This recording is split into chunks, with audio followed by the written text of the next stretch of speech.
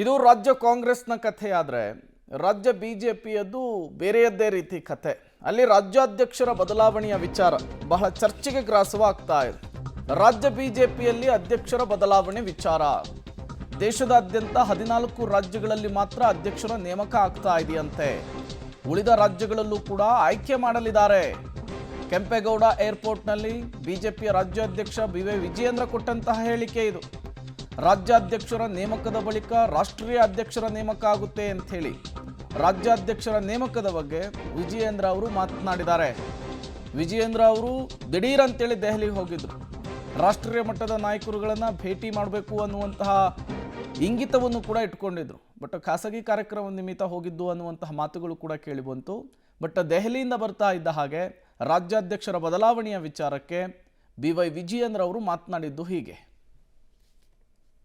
ನಾನು ದೆಹಲಿಗೆ ನನ್ನ ವೈಯಕ್ತಿಕ ಕಾರಣಕ್ಕೆ ದೆಹಲಿಗೆ ಹೋಗಿದ್ದೆ. ರಾಷ್ಟ್ರೀಯ ನಾಯಕರು ಅಥವಾ ಯಾರನ್ನೂ ಕೂಡ ನಾನು ಭೇಟಿ ಮಾಡಿಲ್ಲ. ಹಾಗಾಗಿ ಪದಾಧಿಕಾರಿಗಳ ಬದಲಾವಣೆ ಆಗಲಿ ಚರ್ಚೆಗಳಾಗಲಿ ಇದು ಯಾವುದೂ ಕೂಡ ಯಾರ ಹತ್ರನೂ ಕೂಡ ಮಾಡೋ ಪ್ರಶ್ನೆ ಉದ್ಭವ ಆಗೋದಿಲ್ಲ. ಮಾನ್ಯ ಗೃಹ ಸಚಿವರು ಮೊನ್ನೆ ತಾನೇ ಬೆಂಗಳೂರಿಗೆ ಬಂದಿದ್ದಾರೆ. ನಾವೆಲ್ಲ ಪ್ರಮುಖರು ಎಲ್ಲರೂ ಕೂಡ ಇಲ್ಲೇ ಅಮಿತ್ ಶಾಜಿಯವ್ರನ್ನ ಭೇಟಿ ಮಾಡಿದ್ದೇವೆ. ಮತ್ತು ರಾಷ್ಟ್ರೀಯ ಅಧ್ಯಕ್ಷರು ಕಳೆದ ತಿಂಗಳು ಬಂದಾಗಲೂ ಕೂಡ ನಾವು ಭೇಟಿ ಮಾಡಿ ಚರ್ಚೆ ಮಾಡಿದ್ದೇವೆ. ಆ ರೀತಿ ನಮ್ಮನ್ನಂತೂ ಕರೆಸಿಲ್ಲ. ಅಶೋಕ್ ಅವ್ರು ಯಾತಕ್ಕೆ ಹೋಗಿದಾರೋ ಗೊತ್ತಿಲ್ಲ.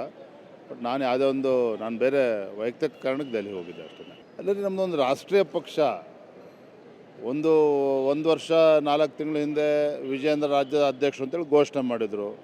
ರಾಜ್ಯದ ಅಧ್ಯಕ್ಷನ ಕೆಲಸ ಮಾಡಿದ್ದೇನೆ, ಸಂಘಟನೆ ಕೆಲಸವನ್ನು ಮಾಡಿದ್ದೇನೆ. ಈಗ ಮುಂದೆ ಯಾರು ರಾಜ್ಯದ ಅಧ್ಯಕ್ಷರಾಗಬೇಕು ಅಂತೇಳಿ ಎಲ್ಲ ಜಿಲ್ಲಾಧ್ಯಕ್ಷರು ಅಥವಾ ಎಲ್ಲರೂ ಅಭಿಪ್ರಾಯ ಪಡೆದುಕೊಂಡು ಬರೋದ್ರಿಂದಲೇ ಮಾಡ್ತಾರೆ, ಅತಿ ಶೀಘ್ರದಲ್ಲಿ ಮಾಡ್ತಾರೆ ಅನ್ನುವ ಮುನ್ಸೂಚನೆಗಳು ಸಿಗ್ತಾ ಇದೆ. ಅಲ್ಲದೆ ಕರ್ನಾಟಕ ರಾಜ್ಯ ಒಂದೇ ಅಲ್ಲ ಘೋಷಣೆ ಆಗದೆ ನಿಂತಿರ್ತಕ್ಕಂಥದ್ದು. ಒಟ್ಟಾರೆಯಾಗಿ 14 ರಾಜ್ಯಗಳ ರಾಜ್ಯದ ಅಧ್ಯಕ್ಷರನ್ನ ಈಗಾಗಲೇ ಘೋಷಣೆ ಮಾಡಿದ್ದಾರೆ.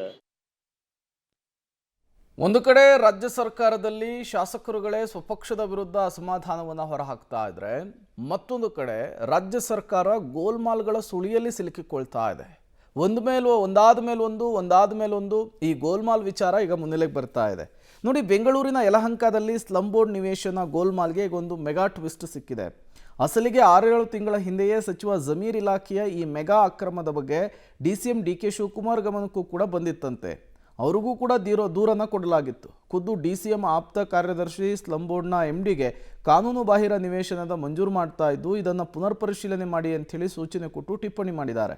ಜೊತೆಗೆ ಅಕ್ರಮ ಪಟ್ಟಿಯನ್ನು ಸ್ಥಗಿತ ಮಾಡುವಂತೆ ದೂರು ಕೊಟ್ಟಿದ್ದು, ಇದರ ಬಗ್ಗೆ ಪರಿಶೀಲನೆ ಮಾಡಿ ಅಗತ್ಯ ಕ್ರಮವನ್ನು ಕೈಗೊಳ್ಳಿ ಅಂತ ಸೂಚಿಸಲಾಗಿದೆ.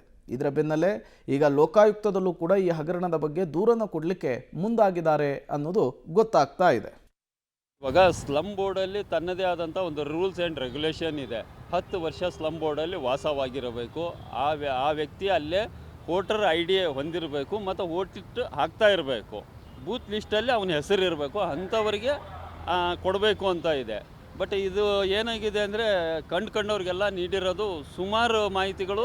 ನಿಮಗೆ ಬೇಕು ಅನ್ನೋದಾದರೆ ಫಲಾನುಭವಿಗಳು ತೊಗೊಂಡಿದ್ದಾರಲ್ಲ, ಅವ್ರು ಎಷ್ಟೆಷ್ಟು ದುಡ್ಡು ಕೊಟ್ಟು ತೊಗೊಂಡಿದ್ದಾರೆ ಅದನ್ನು ಅವ್ರು ಹೇಳ್ತಾರೆ ಫಲಾನುಭವಿಗಳು.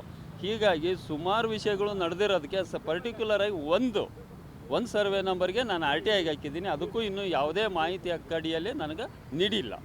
ಹೌದು, ನನಗೆ ಡಾಕ್ಯುಮೆಂಟ್ಸ್ ಕೊಟ್ಟರು ನಾನು ಹೋಗ್ತೀನಿ. ಕೊಡದೇ ಇದ್ದರೆ ಇನ್ನೊಂದು RTI ಹಾಕ್ತೀನಿ. ಯಾಕಂದರೆ ಅದರಲ್ಲಿ RTI ಅಡಿಯಲ್ಲಿ 2 ಸಲ ಏನಾದರೂ ಹಾಕ್ಬೇಕು, ಮಿನಿಮಮ್ಮು 2 ಸಲ ಹಾಕ್ತೀನಿ. ಕೊಟ್ಟರು ಹೋಗ್ತೀನಿ, ಕೊಡದೇ ಇದ್ದರೂ ಹೋಗ್ತೀನಿ.